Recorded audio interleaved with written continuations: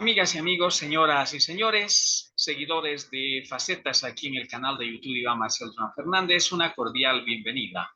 Otra vez con ustedes, siempre tratando de ofrecerles lo más destacado de las facetas en el quehacer humano.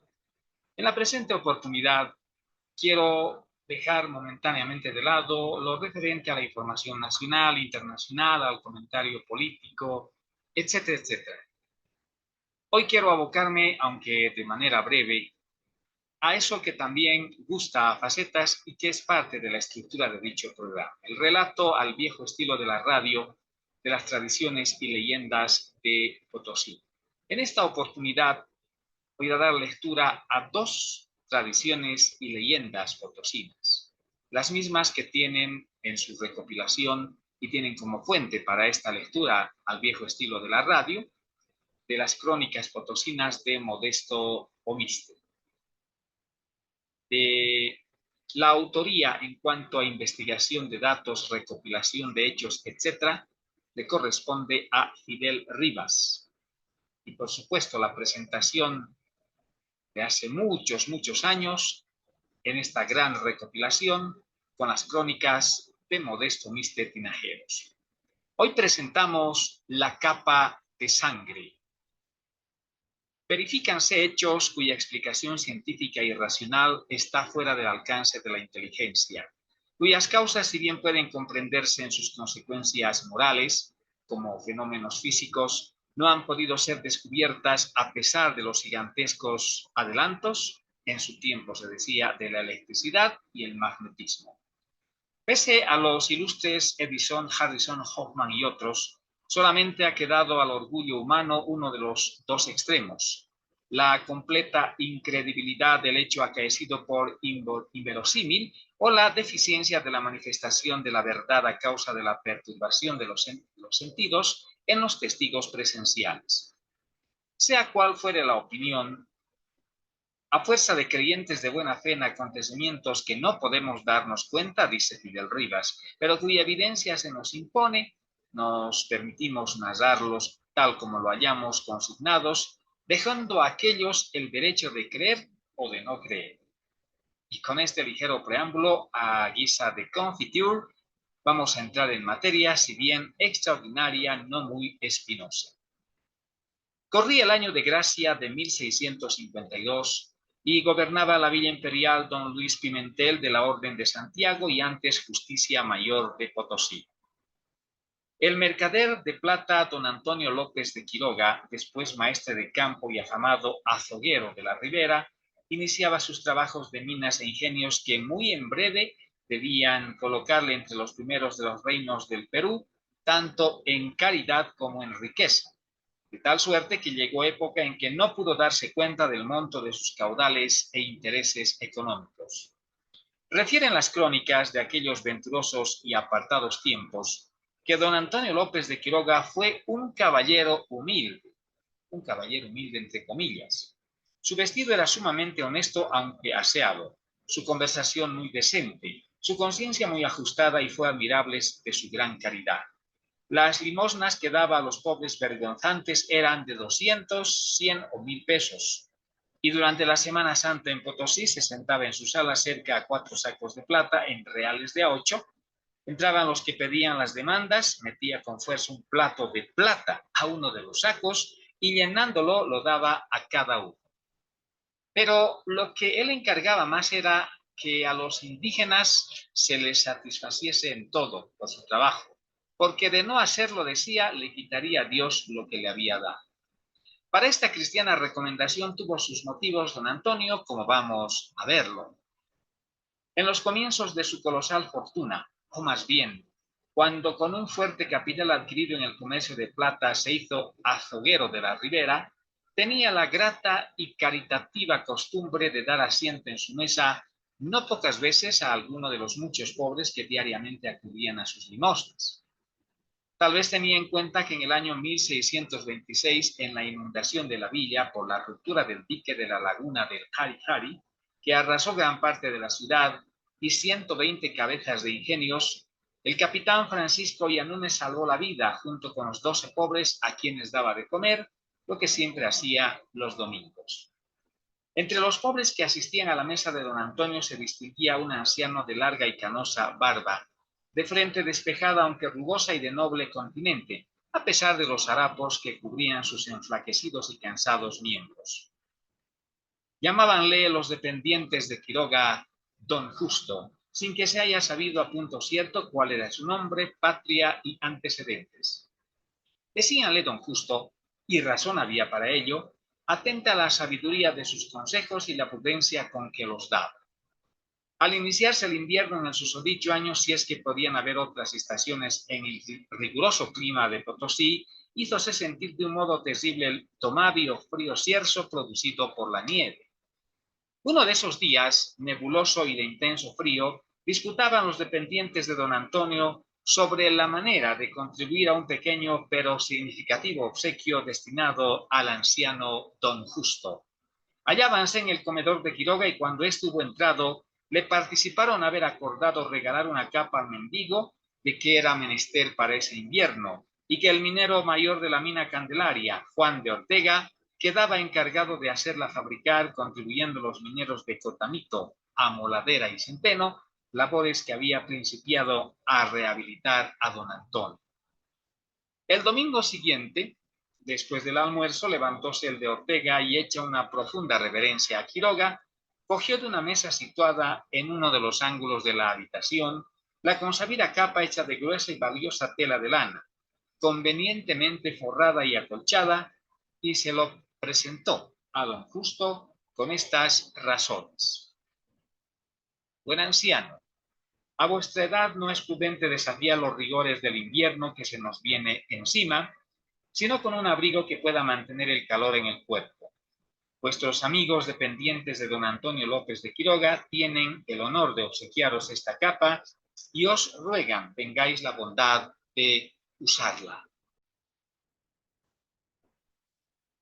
Don Justo, que se había puesto de pie y avanzado imperceptiblemente hacia la puerta, contestó: Gracias, generosos jóvenes. Que Dios os lo pague y haga merced doble con vosotros. Pero antes de usarla, quiero que la enjuaguéis, porque está mojada. ¿Mojada?, exclamaron los dependientes y se precipitaron en tumulto a reconocerla. Haced la prueba, dijo don Justo. Dos de los más jóvenes y de bastante buen humor tomaron de los extremos de la capa y la retorcieron. Pero fue el asombro de los que allí estaban, asombro muy grande, al ver que fluía sangre, enrojeciendo el pavimento de la habitación, y mientras más torcían, caía en mayor abundancia.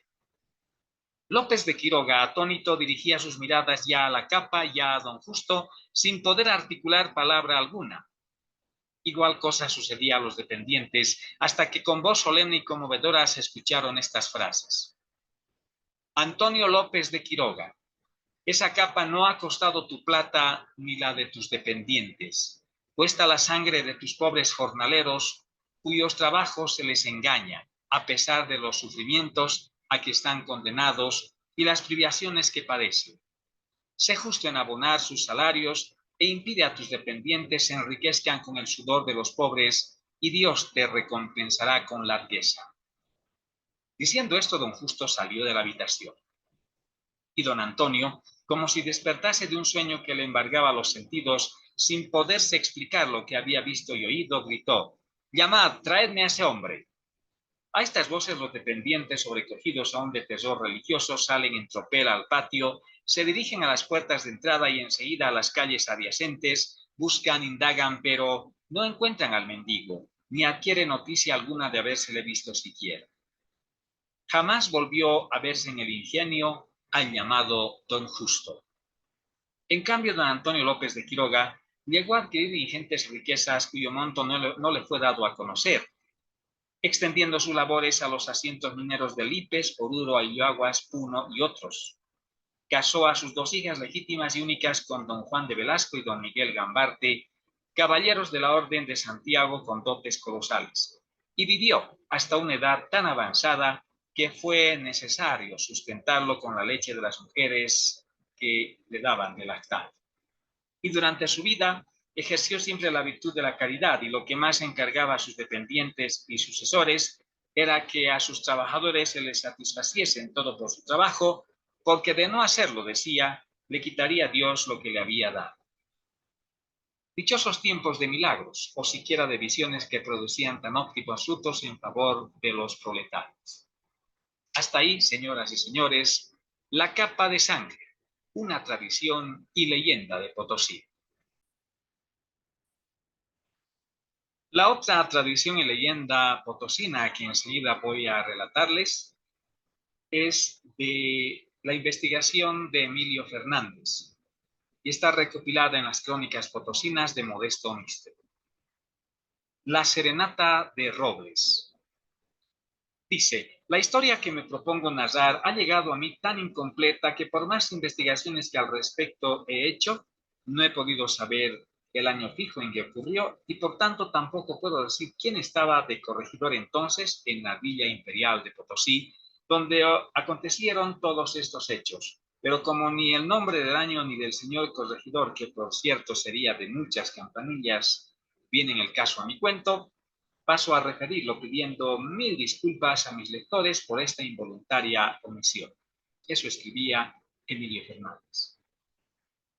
En el siglo XV y en la época en que de las famosas minas de Potosí de universal nombre brotaba un torrente de riqueza que corría a la metrópoli y que acabó por causar la desgracia de esta, hubo en la coronada villa un notable casorio que trajo revuelto al vecindario y que dio de hablar por mucho tiempo. Don Esteban de Alcaraz se unió con indisolubles lazos a una bellísima criolla llamada Mercedes García. Dio que hablar el casorio porque don Esteban era un viejo que tenía sus buenos 50 inviernos y aunque lo rejuvenecían sus otras tantas talegas llenas de pesos del rey, era no obstante suficientemente antipático. Mercedes García era bellísima. Describirla sobre ser superior a mis fuerzas sería sumamente difícil y el lector suplirá mejor esta falta imaginándose una de aquellas criollas que reuniendo en su persona toda la sal española al fuego americano son capaces de hacer perder la chaveta a cualquier hijo de vecino por indiferente que sea. Pues bien, la susodicha Mercedes estuvo triste y preocupada durante el matrimonio y las regias fiestas que a él siguieron.